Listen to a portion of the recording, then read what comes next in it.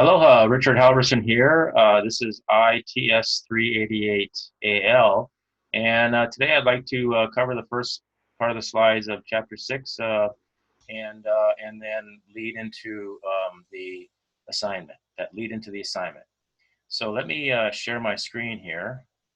Let's see, we are, conditional processing. So we are in Chapter 6 right here, starting Chapter 6. And we're going to cover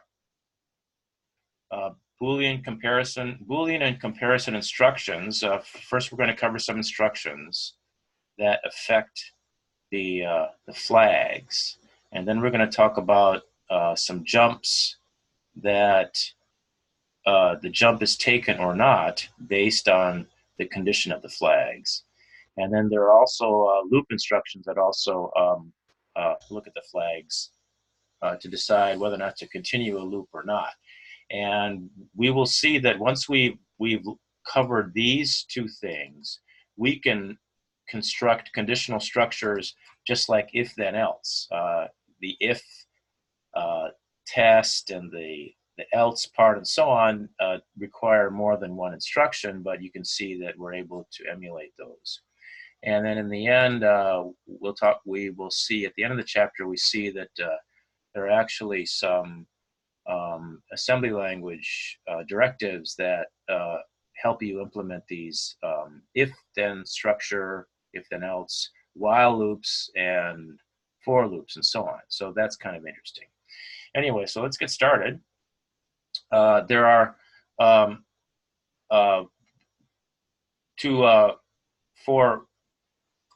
to fully understand Boolean and comparison instructions, we have to first understand the status flags, the CPU status flags, and sort of know what they all mean and how they're affected. These instructions, and, or, and, exclusive or, and not, those are instructions that allow us to test bits of a byte. And so a bit can mean something or not. And then we'll look at some applications. There's a couple of instructions here that the test instruction emulates an AND instruction only to the point where it updates the flags, but it does not actually do the AND instruction. So basically, the test instructions set the flags for what would happen if the AND was actually executed. And the compare instruction, sets the flags for what would happen if there was a subtraction. So that way you're able to test if something is greater, if a value is greater than another value by subtracting, but then it actually does not do the subtraction. It only affects the flags, and then you're able to jump based on that. So this will all become clear. So these are a review of the status flags. We have the 0 flag is set when the result of an operation equals 0. The carry flag is set when an instruction generates a result that is too large for the destination operand, or in case of a subtraction, if it's too small for the case of for the destination operand. So it would be a borrow. So it's carry or borrow. The sign flag is set if the destination operand is negative and it's clear, it's made 0. The sign flag is 0 if the destination operand is positive. The overflow flag is set when an instruction generates an invalid sign result, and it's computed by exclusive ORing bit 7 with bit 6, or if there's a carry from the carry out of bit 7, exclusive OR with the carry out of bit 6, basically. The parity flag is set when an instruction generates an even number of bits in the low byte of the destination operand, and that's what parity is. And the auxiliary carry flag is just like the overflow flag, except for it's for a it's like the carry. It's like a carry, except for it's a carry from bit 3 to bit 4. So so if you want to so the lower from the lower nibble to the upper nibble, basically. Okay, so this is just a review. An AND instruction performs a Boolean AND between each pair of matching operands.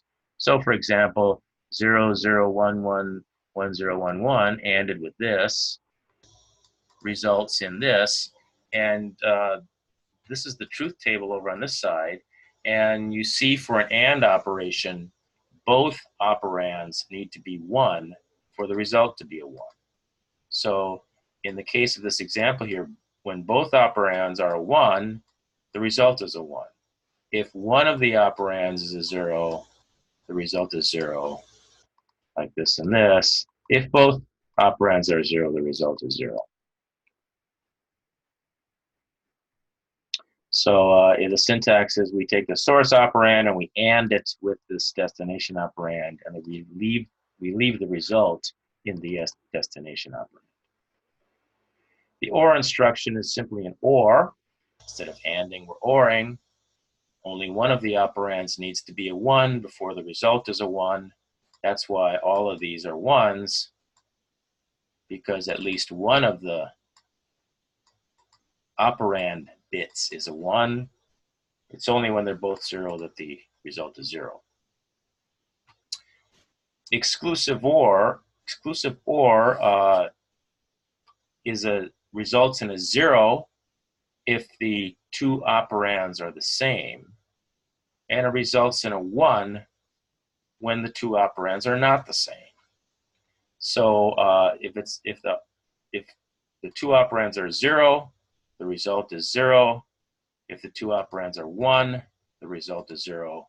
Otherwise, if just one of the operands is a 1 and just one is a 0, then the result is 1. So that's why this looks like this, where if it's a 1 and a 1, the result is 0. If it's a 0 and a 1, the result is 1. If it's a 1 and a 0, the result is 1. If it's two zeros, the result is 0. So you can think of it as kind of inverting the bits. Exclusive OR is a useful way to toggle bits. And the NOT instruction simply reverses the bits. So if it's a 1, it's a 0. If it's a 0, it's a 1. We often use bits to represent whether or not an element is a member of a set.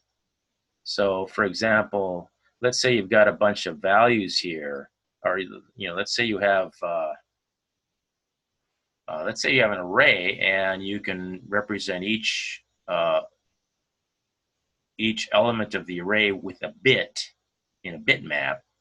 And if that bit is 0, that element is not in this set that this bitmap represents. The bitmap is going to represent a set or a subset. And so a 1 would indicate a membership, and 0 the absence of membership. These are called bit vectors.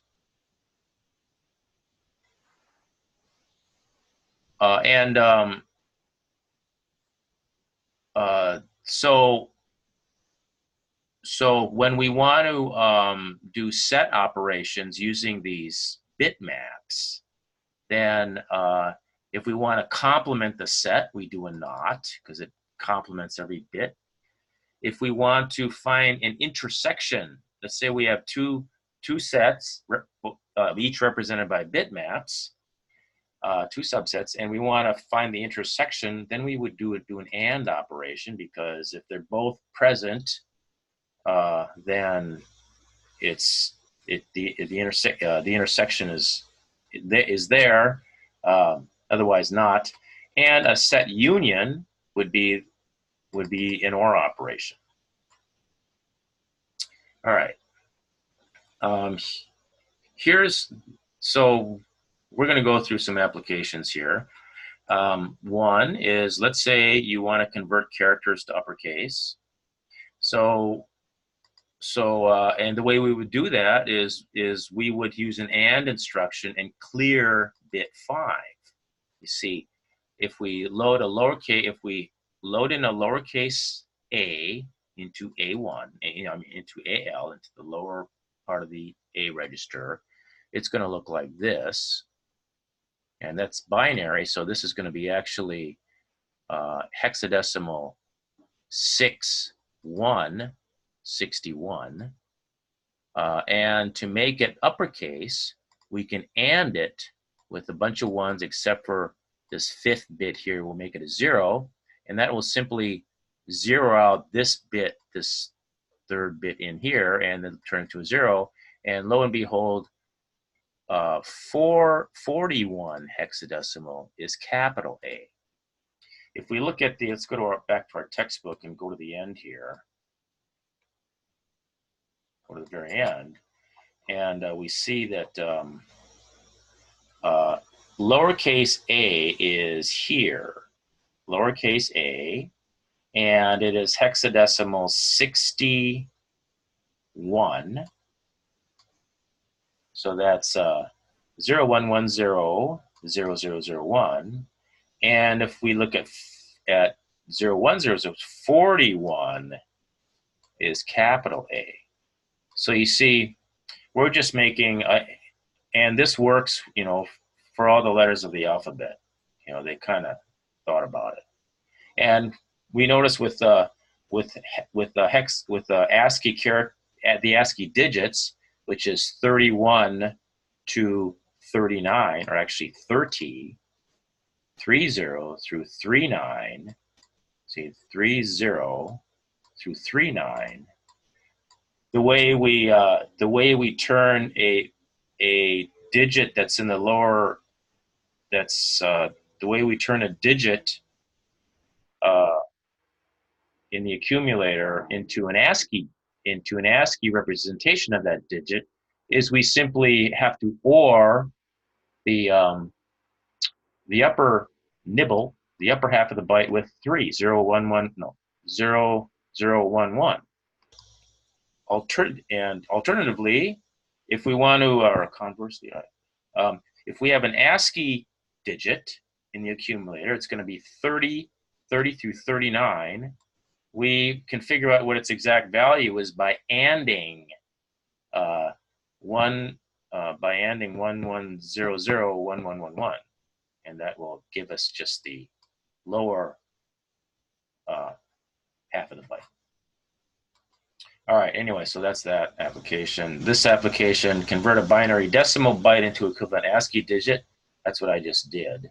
You OR bits 4 and 5, so you OR, this is 3. You OR it with 3, 0, 0, 1, 1. And this is, if you want to try this out running in real address mode, not on one of these machines, this is a little patch of code to turn on the caps lock key, because you actually go down into where the keyboard interfaces with the microprocessor, and this is memory mapped I/O, So the I/O just looks like memory, but it's a certain data segment in memory. In fact, the data segment is way down at the bottom here at 40 hex. And so it's the 17th hex byte of the BIOS. This is the data segment, and this is the address within the data segment of the keyboard flag. And you can OR the caps lock on by ORing it with this value here, the 6th bit. So anyway, what's next? Jump to a label if an integer is even. Okay, so now we're getting into these conditional jump instructions. And so what we do here is we can figure out if an integer is even by ORing it, by ORing the lowest order bit with a 1, because if it's even, the lowest order bit is going to be a 0. And so what we do is we OR it. We OR it with we AND it with 0, 0, 0, 0, 0, 0, 0, 1, And if the result is 0, then we know the number was even. And so we can actually jump if the condition flags, or if the flags are set where it indicated that the last operation resulted in 0. And so this is how you do it. You put the value into the AX register. You AND it with a 1. So all zeros except for the lowest order bit is a 1. And then if it was an even number, then the whole thing is going to be 0, because everything is 0 except for the lowest order bit. And if the lowest order bit of this operand is 0, then the whole thing is going to be 0. And so then this jump will be taken. And you can do, this is the same kind of thing, but you're going to jump if it's not 0. There's a JNZ instruction, which jumps if it's not 0. And you can do that by just ORing the accumulator, ORing the register with itself, ORing the value with itself. And if it's not going to change, it won't change the value, but what you do that because you want to set the flag bits. You want to set this 0 flag bit, and then you jump if it ends up not being 0. And the test instruction is just like the AND instruction, except for it doesn't actually affect the destination. It just does the ANDing and sets the flag bits accordingly, and then leaves the destination as it was. The compare instruction does a subtraction. So if you want to know if that's where you can do a test to see if an operand is greater than or equal to or less than or whatever. That's you do a comparison instruction, which is like a subtraction, except for it doesn't save the result anywhere. And then, but it sets the flag bits. So this, if its destination is equal to the source, and you do this comparison, the 0 flag bit will be set, be 1. If the destination is less than the source, and you do this, the carry flag will be set, because there'll be a borrow.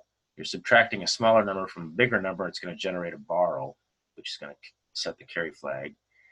And if the destination is bigger than the source, in other words, if you're subtracting a smaller number from a larger number, the 0 flag will be set to 0 because it's not 0, and the carry flag will be set to 0 because there is not a borrow. And then you do a jump accordingly. And for signed integers, you got to use other things. You use the signed flag is equal to the overflow flag. For destination less than a source, the signed flag is not equal to the overflow flag, and for equality, it's the same. And so this is an example of where the overflow flag comes in useful. And Boolean instructions are similar, except for you're doing things in 64-bit mode. If you're interested in that, you can check those out. All right, conditional jumps. So these are jumps based on specific flags, and you're able to test for equality with the flags.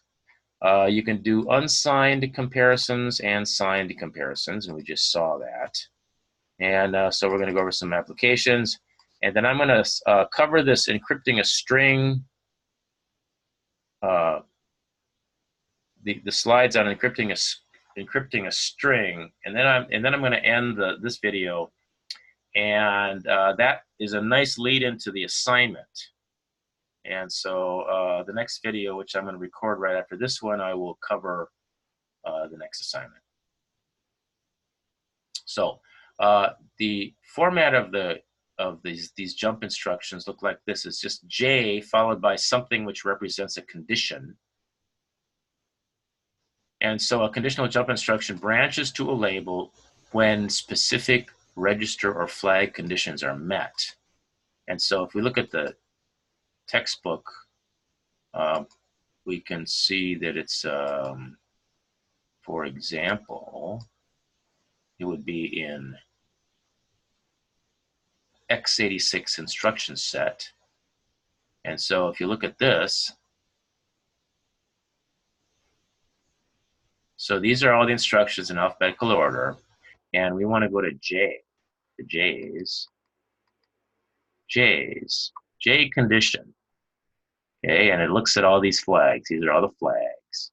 And so this is a list of them. There's JNB, which JNB, jump if not below, jump if below or equal. So let me make this bigger.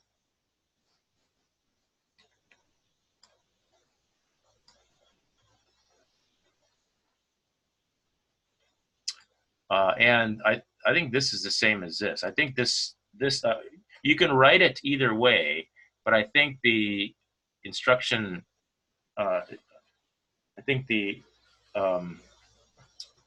instruction code is the same. So CJ, CX, jump if CX, this is the counter, the CX register. Jump if the CX register is 0. And jump, I don't know what that stands for. Okay, then there's an unconditional jump. Of course, you got to have an unconditional jump. And where, oh, I guess that's it for describing the jump instructions. I guess you just have to look here. Okay, so anyway,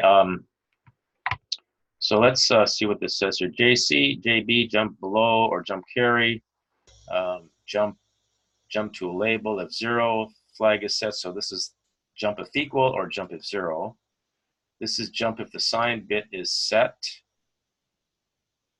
Jump if not equal is the same as jump if not 0.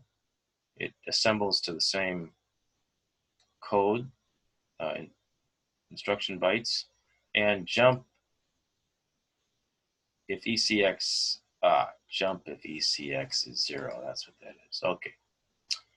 And there's ranges. 32-bit offsets can be used. Here is what we just saw. So this jump if 0 jumps if the 0 flag is set. The 0 flag is 0. It's the same. Carry, not carry. Overflow, not overflow. Sign, not sign, as 0 sign bit. Jump if parity, jump if not parity. Jump if equal, jump if not equal. Jump if the CX register is 0. Jump if the ECX register is 0. And then these are ones based on sign comparisons. So they might assemble to the same code back here, but you can write it this way because you want your code to be readable. You want the next person that has to look at your code to have some idea what you were thinking. Jump if greater, jump if not less than or equal, jump if greater than or equal, jump if not less than, same as jump if greater than or equal to, yes. Jump if less than, jump if not greater than or equal to, jump if less than or equal to, jump if not greater. And here's jump to a label if unsigned EAX is greater than EBX. So they're going to use a comparison, and you compare. So this is like EAX minus EBX. What is EAX minus EBX? If it's above, if it's greater than JA, it jumps to that. Jump above.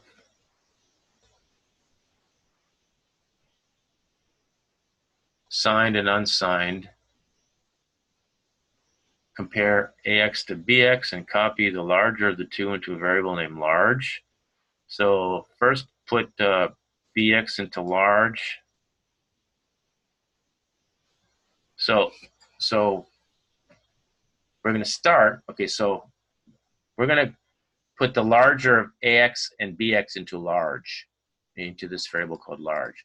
So we're going to start by just putting BX into large. And then we're going to compare if AX minus BX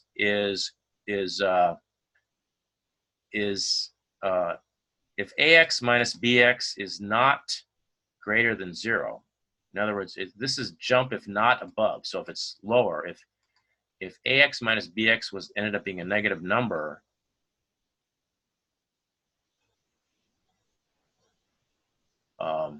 then you know bx is larger than ax, and then what we did was the right thing to do. So we jump around down to here. If we subtract ax from bx and ax was not above, no, was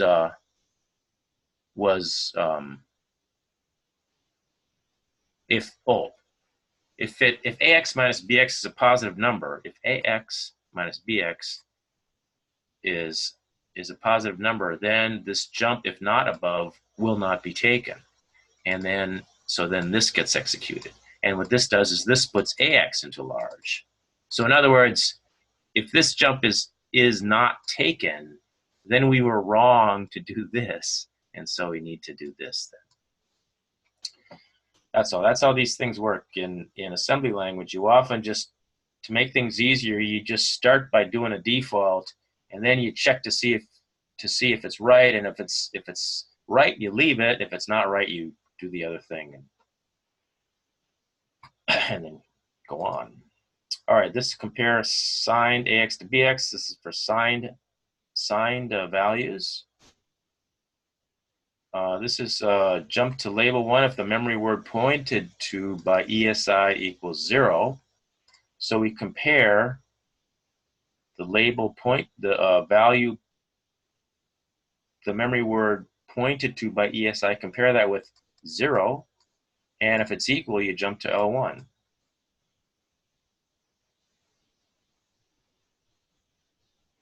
And this jumps if certain bits are set. Compare.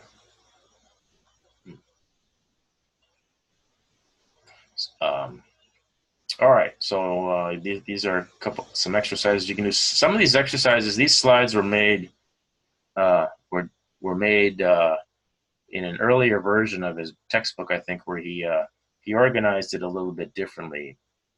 So sometimes you may have to move on and go to later parts of the textbook before you can come back and do some of these exercises he puts in here. But here's okay. So here's the string encryption program, and what I'm going to do is I'm going to end this video now, and I'm going to start the next video, and I'm going to start with this slide, and we will that will lead right into the assignment. So I will see you soon. Thanks for watching.